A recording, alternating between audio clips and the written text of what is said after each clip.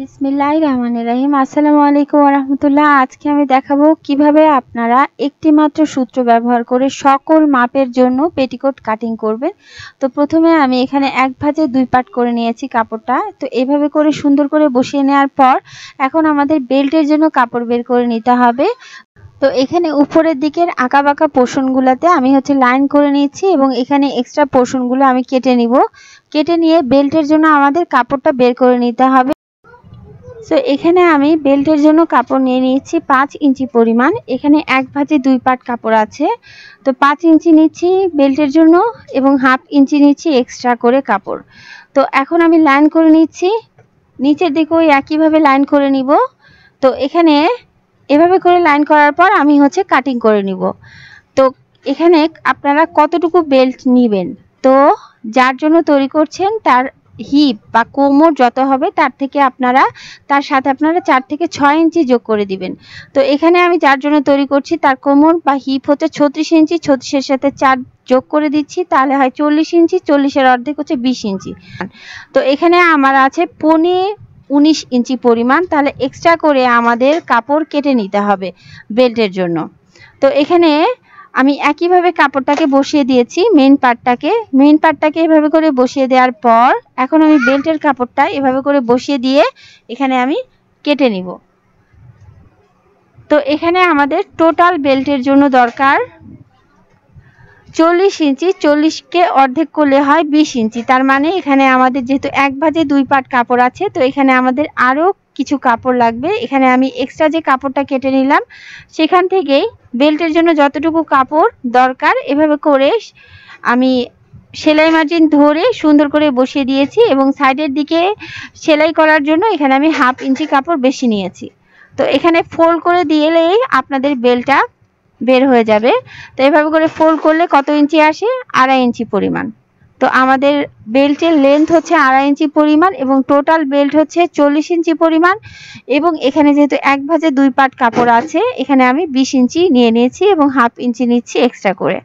তো এখন সাইড থেকে যে এক্সট্রা কাপড়টা বের হয়েছে এই কাপড় থেকে আমি ফিতার জন্য কাপড়টা বের করে নিব। তো ফিতার জন্য বের করার জন্য এইভাবে করে কাপড়টাকে কেটে নিচ্ছি।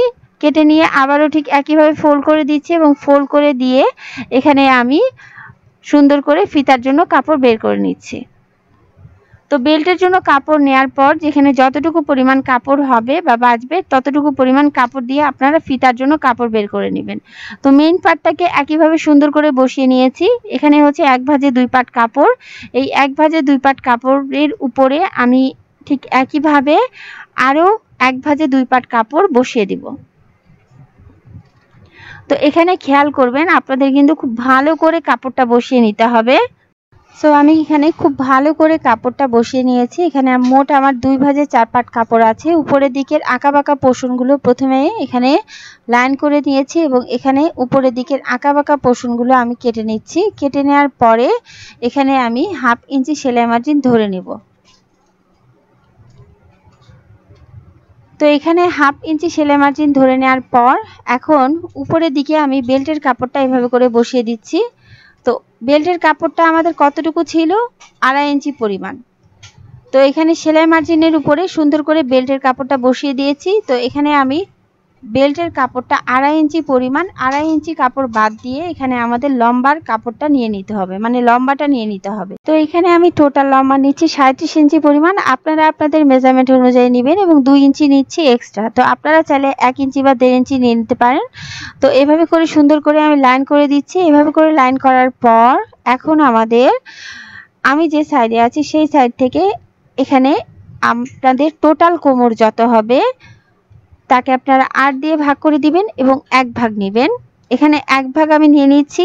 তো আমি যার জন্য তৈরি করছি তার টোটাল কোমর 40 ইঞ্চি। 40কে আমরা 8 দিয়ে ভাগ করে দিচ্ছি, তাহলে 8 দিয়ে ভাগ করে দিলে 5 ইঞ্চি হয় এবং এখানে হাফ ইঞ্চি নিচ্ছি এক্সট্রা। এখানে আপনারা হাফ ইঞ্চি বা 2 পয়েন্ট পরিমাণ এক্সট্রা করে নিলে কিন্তু হয়ে যাবে। তো এই সাইডে যেমন করে নিয়েছি ঠিক একইভাবে আমি অপোজিট সাইডটাতে ওই একইভাবে 5 ইঞ্চিতে মার্ক করে দিচ্ছি এবং এখানে হাফ ইঞ্চি নিচ্ছি এক্সট্রা। তো এভাবে করে নেওয়ার পর এখানে নিচের দিকের যে প্রথমে আঁকাবাঁকা পোর্শনগুলো আছে এই আঁকাবাঁকা পোর্শনগুলো কেটে নিচ্ছি। সো এখানে আমি সুন্দর করে এক্সট্রা পোর্শনগুলো কেটে নিলাম। কেটে নেওয়ার পরে আমাদের এই সাইড থেকে যে দাগ করেছি এবং অপোজিট সাইডের যে দাগটা, এই দাগটা মিলিয়ে দিতে হবে। তো এখানে আমি হালকা করে দাগগুলো মিলিয়ে দিলাম। মিলিয়ে দেওয়ার পর এখানে আমি সুন্দর করে, আমি যেভাবে ফোল্ড করে নিচ্ছি আপনারা ঠিক একইভাবে ফোল্ড করে নেবেন। সুন্দর করে দুই সাইড বরাবর ধরে নেবেন এবং ধরে নিয়ে এখানে এভাবে করে ফোল্ড করে নিতে পারেন। তো আপনারা চাইলে সুন্দর করে এভাবে করে ফোল্ড করে নিতে পারেন অথবা দাগ বরাবর সুন্দর করে কেটে নিতে পারেন। তো এখানে আমি সুন্দর করে বসিয়ে নিচ্ছি।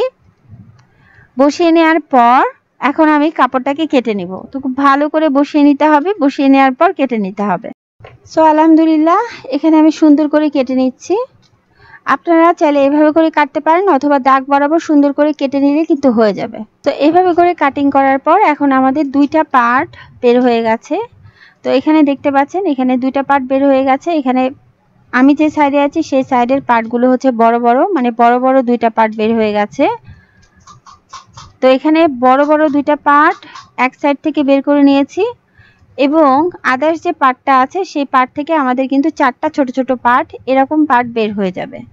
সো এভাবে করে কাটিং করলে আপনারা যে কোনো মাপের জন্য পেটিকোট কাটিং করতে পারবেন। পেটিকোট কাটিং করতে আপনাদের আর কোনো সমস্যাই থাকবে না। তো এখানে আমি পেটিকোটটা সেলাই করে নিয়েছি। তো সেলাই ভিডিও দেখতে আমার চ্যানেলের সাথে থাকুন। ভালো থাকুন। আল্লাহ আমাদের সবাইকে ভালো রাখুন। আসসালামু আলাইকুম ওয়া রাহমাতুল্লাহ।